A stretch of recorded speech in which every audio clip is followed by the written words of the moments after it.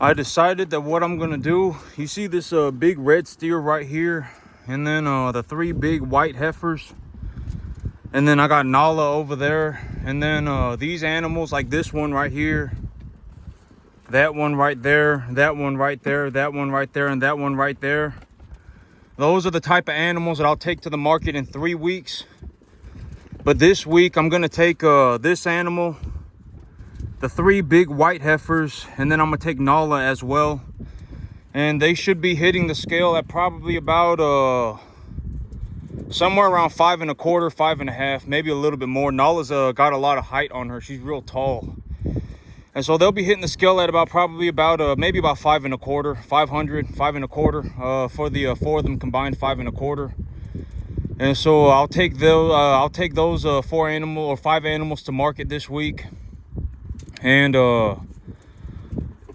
yesterday I was talking about this idea of making plans, and I think that this is a very important concept. If you take a look at what I'm doing, and if you go back maybe a few weeks ago, maybe even a couple of months ago, I make these videos every once in a while that I'll title my business outlook or whatever, my business plan for the next 3 months, for the next 6 months, for the next year. I'll make these videos. Where do I see myself going in 1 year? Where do I see myself going in 2 years? Where do I see myself going in 3 months? Where do I see myself going in 6 months? What am I doing today? What am I gonna do next week? I make these videos like that all the time, right? And I think that maybe when I talk about this right now specifically, it will become more apparent to people that this is a very important concept, the idea of planning. And you should be able to plan correctly. And when it comes to planning, I always say think objectively correct. You don't want to go, oh my God, I'm going to make this La La Land adventure plan and it's going to work out for me in a mystical, magical fashion. And when it works out for me in a mystical, magical fashion, I'm going to go holding hands with my buddy Pow Pow singing Kumbaya into the sunset. That's not a plan. That's not a plan. That is a delusional fantasy. You need to sit there and think about it. Well, if I bring home an animal at 200 pounds, I look at the feeder cattle price on the stock market, I take a 10% deduction off the feeder cattle price, I cut that number in half, I go to the sale barn and I take a look around. Usually what I'm gonna end up buying is a 150 to maybe 250 pound animal. And on the average, if I bring them home at 200 pounds and I put them on a 65, 70% TDN diet, 12 to 14% protein, and I pay about 10 cents a pound for a pound of feed, I pay 10 cents a pound. Well, then this is what it's going to cost me. I feed them roughly 3.25% of their body weight a day in dry matter. I feed them roughly a 4% of their body weight a day in wet food. If the food has moisture in it, if the food has 10% moisture in it, then you're going to have to anticipate that you feed about 4% of their body weight in food. And so if you think about that, well, if I pay 10 cents a pound for food right now, if I pay 10 cents a pound and I have a 500 pound animal and I need to pay, I need to feed them 20 pounds of feed, 4% of their body weight. I need to feed them 20 pounds of feed, and I pay 10 cents a pound of feed. That's $2 an animal a day. If I feed them $2 if I feed them $2 worth of feed a day, and they put on 2.5 pounds, and I make $2 a pound, I invest $2 and I make $5 back. That's the big idea. Stuff like that, objectively correct plans. Right? And if you take a look at the videos that I've been making and you go back a couple of months and you take a look at what I'm doing, you're going to find that I'm doing exactly what I said that I was going to do, to a fine detail. I did not change one detail on the plan. Not even one detail. I'm doing exactly what I said I was going to do. I bring home the animals a little bit lighter at about 200 pounds, maybe a little bit lighter. I put them on this feed. I bought the feed in advance in bulk. I paid about 10 cents a pound for the feed. I feed them this ratio of a feed, right? I give them a 65, 70% TDN, 12 to 14% protein feed, but I'm not really even doing that. I feed them I feed them each unit of feed as an independent form of measurement. So it's like when I feed them, let's say I feed them 3 buckets of distiller grains a day, which I do. I feed them 3 buckets of distiller grains and 2 buckets of corn a day. And let's say 3 buckets of distiller grains weighs 50 pounds, and it's 28 pounds or it's 28% protein. So I'm feeding them 14 units of protein via the distiller grains. And then I feed them 2 buckets of corn, and 1 bucket of corn weighs about 25 pounds. And so 2 buckets of corn is about 50 pounds, and it's about 8% protein. So I'm feeding them 4 units of protein via the corn a day as well. So with the corn and the distiller grains, I'm feeding them 18 units of protein, right? And then I put them on a free choice hay. And then when I give them this diet, the big idea is that I keep an eye on my animals. And when the animals, okay, so like these are the animals that are going to be going to market this week. Take a good look at this animal. You see this one right here, that one right there, they all look about the same. Take a look at that one right there. They all look about the same. Body conditioning score 6. Maybe about 500 pounds. By about next week, maybe she'll be about 5 1/4. Right? I mean, take a look at all of the animals. About a body conditioning score of 6. If they're at a body conditioning score of 6, that means that they are becoming obese. As time progresses, they are becoming obese. That's essentially what a rising body conditioning score means. If I look at an animal and they look kind of sucked in and they look kind of thin and they don't look like they have much in their gut, and then, you know, you can see, if you can see one, like when I look at this animal, you can't see any ribs on her body. You can't see any at all. That is if you could see one rib on their body, that means they're at a body conditioning score of 5. But these animals, they're hunched over the feed bin right now, and so they're going to be a little bit more pressed up. But if you take a good look, I mean, you can't see a single rib on the animal, right? And another thing that okay, this animal won't let me pet him. But, you know, every once in a while, I got an animal that'll let me pet him. And I don't know if this one will. No, he won't. But, you know, you can feel their body for fat. But another way to visually inspect the animal to see if they're putting on weight properly is to take a look at them, and if they're going up in the body conditioning score, then they are essentially becoming obese. They're becoming fatter than they are. They are becoming fatter, and you want your animals to be at a body conditioning score of about a 6 or a 7. Like look at that animal right there, about a body conditioning score of 6. And a body conditioning score of 6 or 7 is where I make the most money. And here's the thing. So when we look at this farm, when you look at everything that I got going on, this farm makes about $15,000 a month on the average. Even right now in a down market, I'm selling animals into a down market and I'm making about $5,400 of just excess income every single month. Right now, I am in a situation where on the average basis, like last month, I had an excess income of about $8,000. And so when I look at my numbers, I have an excess of about $7,000 a month. I pay for everything. I buy new cattle, I buy the feed, I do everything. And I have an average of $7,000 left over every single month. Even right now in a down market, I'm making about $5,400 of excess income. My revenue is about, on the average, it is about $15,000 a month. That's what this farm is. I mean, that is the numbers for this farm.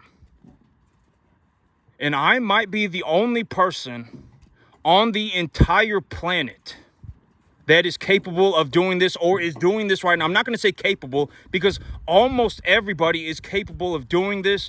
It's just when it comes down to it, what happens is that it takes so much time and so much effort that nobody makes it to this point. I can almost guarantee it. And the big idea is maybe if I leave this here, if I show, because in 100 years, it'll be probably like what I'm doing is probably going to be obsolete. Like a lot of the things that I do when I say like visually analyzing the plants and visually analyzing the cattle and taking a look at the manure to grade the manure score. It's like if you had a computer chip in your brain that was essentially pulling data from your environment all the time, everybody would figure this stuff out very rapidly because you would have access to, I always say that the internet is access to unlimited data at all times. You can get on the internet and look up anything on the entire planet for free. You can learn about anything. You could probably learn how to build a spaceship on Google. If you went on Google right now and you were dead set on building a spaceship, you could probably figure out how to build a spaceship on Google. You probably could. The internet is the world's information. Everything that you could possibly ever want to know is on the internet for free. That's how I learned how to do all of this. Right? Other than the amount of effort that I put in, it was a lot of trial and error too. I had to put in a lot of effort. And so the internet, but once we have something like a computer chip that goes into every if we legitimately have a computer chip that goes in everybody's brain, and that computer chip is able to essentially scan everything at all times and pull information from the environment at all times, then all of this, what I'm doing, is going to become relatively obsolete. But right now, in terms of the modern day, in the year 2024, this might be the pinnacle of science and business combined. If because I was talking about this yesterday, but there was a study done by I can almost guarantee that it was multiple PhDs that got together and they ran this study, and I posted the article 2 days ago. And if you look at their numbers are almost identical to mine, almost identical. Right, almost identical. And so it was like, it took 4, 5, 6, 7, I don't even know how many PhDs and how many interns or whatever it took to collectively come together to run this trial. But I'm doing all of that by myself. I'm legitimately doing everything by myself. I grow the grass by myself. And here's the thing, it's like, and we may have the same numbers in terms of the cattle side of things, but if you have 5, 6, 7 people like PhDs running around working together on something, they're not going to make any money. Students, in terms of like university students, are notorious for making pathetic amounts of money, right? Like if you take, they are notorious for it. Making a pathetic amount of money. The reason that I do things the way that I do, and when you take a look at this farm, this 10.5 acre farm produces about $15,000 a month. Last month, I had an excess income of about $8,000. This month, with a down market, I have an excess income of $5,400, just $5,500. I average out to about $7,000 a month, and right now, I'm not even doing very good. I don't even have practically any grass at all. I'm feeding these animals practically on entirely a commodity feed. I have them essentially on a total mixed ration, and I am still producing about $7,000 a month of excess income. My income is about $19,000 a month on the average, maybe a little bit more, maybe about 19 to about 23,000. Because if I have a lot of grass, I'll run more cattle. I make about $23,000 a month. Legitimately, if I was to pull money out of my business, I could pull about $20,000 a month out of my business. If I really felt like pulling money out of my business instead of reinvesting my earnings, like if I was just saying like, oh, well, I'm just going to give up on my business and I'm just going to take the money and walk off into the sunset, I can probably pull about $20,000 a month out of my business. If I did not reinvest any of my earnings, I could probably pull about, I'm not going to say 20, maybe about 15,000 a month. Right now, I'm pulling about 7,000, maybe, but when I have grass, my income goes up. So on the average, I pull, when I was growing that winter wheat, I was making close to $12,000 a month. When I was growing winter wheat, I was making about $12,000 a month. And so that was when I'm growing grass, my income almost goes up by like 60, 75% when I'm growing my own grass. And even right now in a down market, things are not going incredibly well. I'm doing okay. I'm doing well for the situation that I'm in. And even right now, I'm making about $7,000 a month of excess income. I pay for everything. I pay for all of my bills. I pay for my tractor. I pay for everything, all of my living expenses, everything. And I still have about $7,000 a month left over. That's what this business looks like. And in terms of the modern day, in terms of science and business, I might be near the pinnacle of science and business. This might be the pinnacle of science and business in terms of the cattle industry, running a cattle business. I'm not saying like I'm coming up with innovative medications, right? I'm saying like in terms of me running a cattle business and making money, essentially science and business combined. If I were to integrate science into business, and this might be the pinnacle of that. This might be about as good as it gets. I mean, if I built a second barn, and I doubled the number of animals that I have, then I could increase my income. But I don't really want to be in that situation. I would rather just go and buy a new piece of land, which I'm doing right now. And so, the pinnacle of science and business in terms of the cattle industry, this might be about what it looks like. I mean, give or take a little bit. I mean, granted that if I wanted to, I could build a second barn and I could double my animals. I could do that. But I mean, if I was going to invest another 15 grand into building another barn, if I was going to invest another $15,000, I mean, I would just rather buy a piece of land and just, because if I buy a new piece of land, it's not like I'm doubling my animals. I could legitimately 500% my herd. If I took a 15 grand and I invested it, and I could buy like 30 acres for 15 grand. For 15 grand a year, I could buy about 30 acres. And I was actually talking to this guy yesterday, or not yesterday, about 3 days ago. And this is what I mean by the average person is a complete moron. And I was actually talking to this guy, and he had a piece of property up for lease, and it's a 25-acre field. And I talked to him about it, and he's saying he wants $1,800 a month. And I'm like, this is what I mean by if you're legitimately just going to sit there and just be a pile of problems, like if you're going to sit there and just be a worthless piece of BS, then keep it to yourself, right? I mean, why would you even waste my time, right? I mean, nobody's going to pay $1,800 a month for a 25-acre piece of property. If I was going to pay $1,800 a month for 25 acres, I would just go and buy the 25 acres. This property that I'm buying, it's like 50 acres, and it's not even going to cost $3,000 a month. Not even $3 grand a month. And it's 50 acres of like flat land. And so, I mean, it's like, it's like it's like I always say, if all you have is a bunch of BS, keep it to yourself, right? I mean, why, and I was talking to this guy, and he was like, oh yeah, I got my property up for lease, and I'd like to lease my property. It's 25 acres.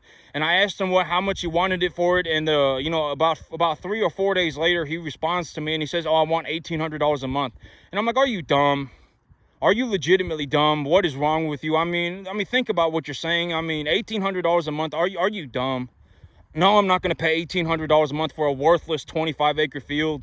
It's like, what a waste of time, right? And so, but a lot of people are like that. This is what I mean by I have not met one person to this day who has actually offered me a good deal and then followed up on the good deal. There's an old man, right? I've talked about this old man, and he offered me a deal, but he hasn't followed up on it with me, and so I don't know if he actually means it.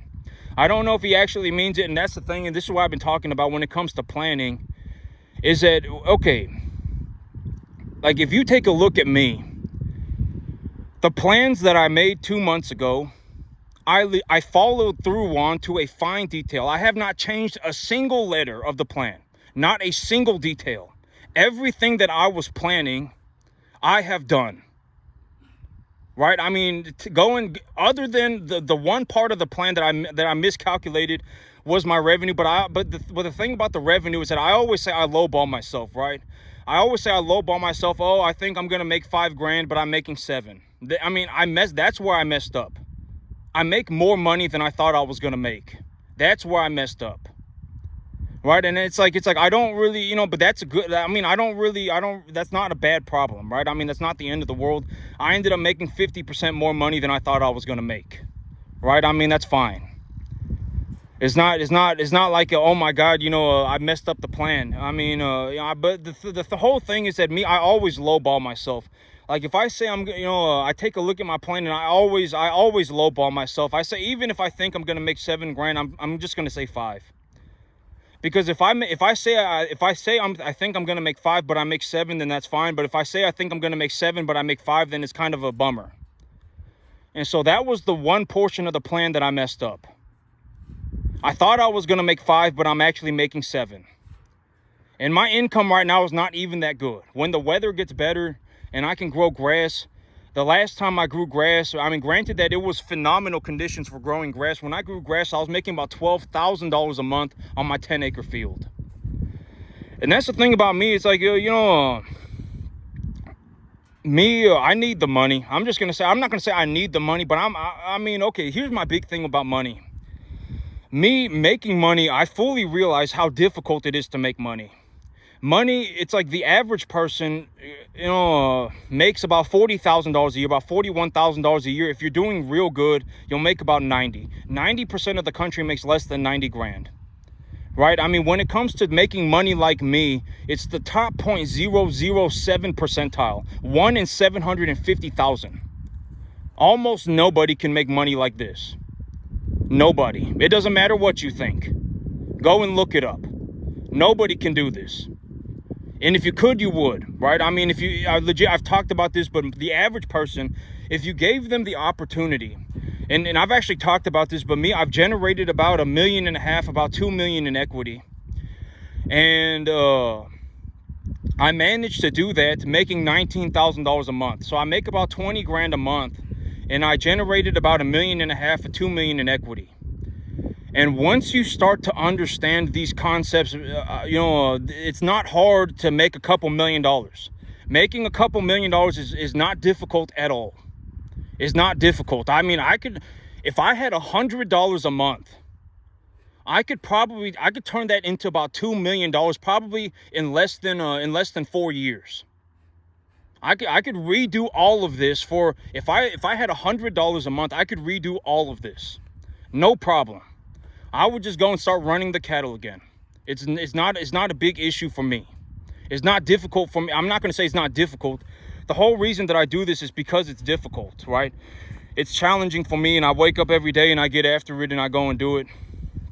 And when it comes to money, I'm not saying that I'm a saint, right? I've already said I'm not saying that I'm a good person. And my whole big thing is that I don't really believe in good and bad people. If you have somebody who has genuinely convinced themselves that they're a good person, they're probably not a good person. They're probably naive. Either they're naive or they're genuinely just not a good person. Like if you meet somebody and they go, oh yeah, and they legitimately believe themselves to be a good person, it's like, I don't know how you came to that conclusion, but you're not a good person. I mean, who really is a good person? I mean, Jesus, I don't know. Muhammad, I don't know. I mean, who really is a good person? I don't know. Right? I mean, who really is a good person? How am I supposed to know? I mean, that's for God to decide, right? I mean, that's the big thing. It's like when it comes to good and bad people, ain't nobody really a good or bad person, right? I mean, there's bad things about people, and then there's good things about people. And the thing about me is that, in this day and age, I have managed and here's the thing is that I'm just going to be honest. Me, when I got started with all of this, I did not know that I was going to be so successful. I did not know I was going to be so successful. I had no idea. And so, I think that is a piece of honest information that I should give, that when I started this business, I had zero idea that I was going to be so successful. I did not realize I was going to be so successful until about 15 months ago. And about 15 months ago, that was the most money that but here's the thing about planning, is that right now I probably make about $20,000 a month. I would say $20,000 a month is about a realistic look at what I'm doing. I make about $20,000 a month. And I probably bring home, in terms of excess cash flow, I probably do about 33% of that as just money that goes into my bank account. I make about an excess of about $7,000 a month, and that $7,000 a month, that's just free. That's not free. I mean, it's just money that goes into my bank account. And so, over the next 365 days, I will be increasing my income to $50,000 a month. And once I go to 50,000, I am planning for over the next 2 years that I will be taking my income to $100,000 a month. Right now, my income is about 20. Over the next 365 days, I'm going to 50. And over the next 2 years, I'm going to 100,000 a month.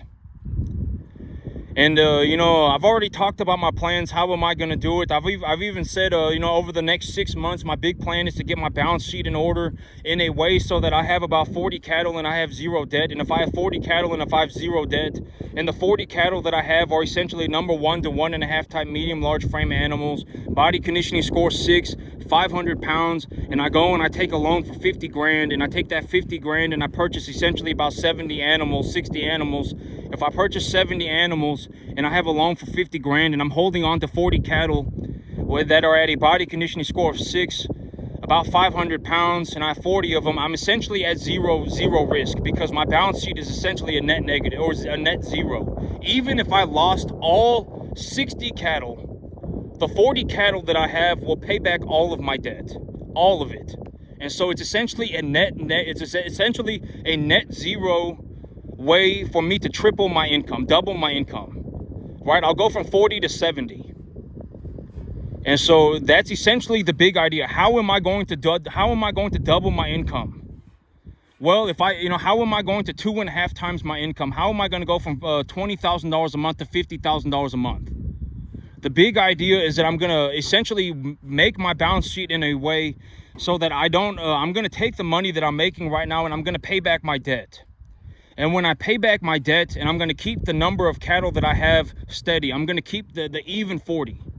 And if I have 40 cattle and zero debt, and I go to the bank and I take a loan for 50 grand, and I take that 50 grand and I purchase 70 cattle, I have essentially raised my herd from 40 to 110. And I've only put myself at risk for 50 grand. And if I'm at risk for 50 grand and I have 40 cattle that are 1 to 1.5 type medium large frame animals, body conditioning score 6, 500 pounds, I could liquidate those 40 cattle and pay off all of my debt. So it's essentially a net zero. It's a net zero risk. I'm essentially just starting back at zero, but I'm starting at zero with 110 cattle instead of 40 cattle. That's essentially the big idea for myself over the next 6 months. And when I do that, over the next 365 days, I will increase my income from about $20,000 a month to about $50,000 a month. And once I go to $50,000 a month, the big idea is to go to $100,000. And once I go to 100,000, I'll have a net worth of about north of $10 million. Even right now, my net worth is probably sitting close to about $1.5 million. And I generated all of this money over the last about year and a half. It might even be close to $2 million. Because when I was growing grass, I was netting a positive of about $12,000 a month. I had about 50 cattle. And I was net positive about $12,000 a month. And so right now I only have 40 cattle, and I'm essentially putting them on a mixed feed, a 100% mixed feed. And so, but that's the big idea. And you don't need to make as much money as me. And I've already talked about this. If you legitimately wake up one day and you've just randomly decided that you can do what I do, you can't do what I do.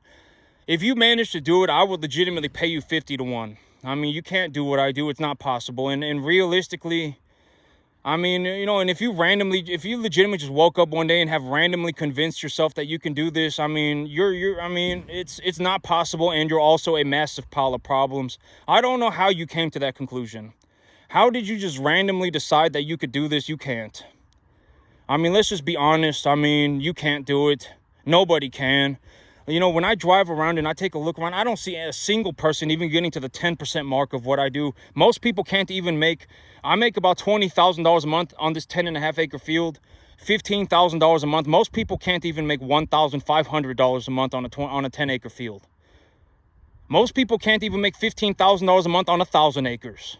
And I make about $15,000 a month on a 10.5 acre field. So, I mean, you should consider that. I mean, and when it comes to business, I mean, okay, here's the thing about business. And here's the thing about running cattle and becoming a cattleman, is that for someone to get to this level, you would have to work on farming, and only farming, legitimately nothing else, for the next 15 years of your life. Every single day. Potentially more than 10 hours a day. And if you were fast, maybe you could pick it up in 12 years. And here's a very realistic reason why I do not hold people's hands. Number one, I don't have the time to do it. And second, I don't even know if you're actually being serious. Like, are you actually serious that you are going to spend 12 hours a day for the next 15 years of your life learning how to farm? Are you actually that serious? I don't know. What happens if you quit on year number 5?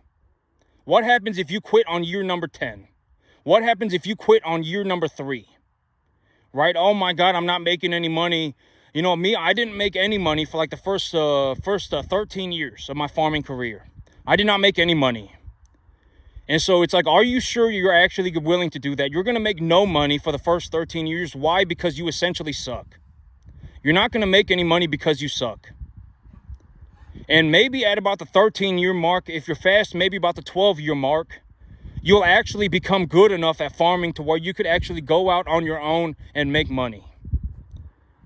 Right? I mean, and it's like, are you sure you want to do that? Probably not. I mean, that's why I don't go and hold people's hands.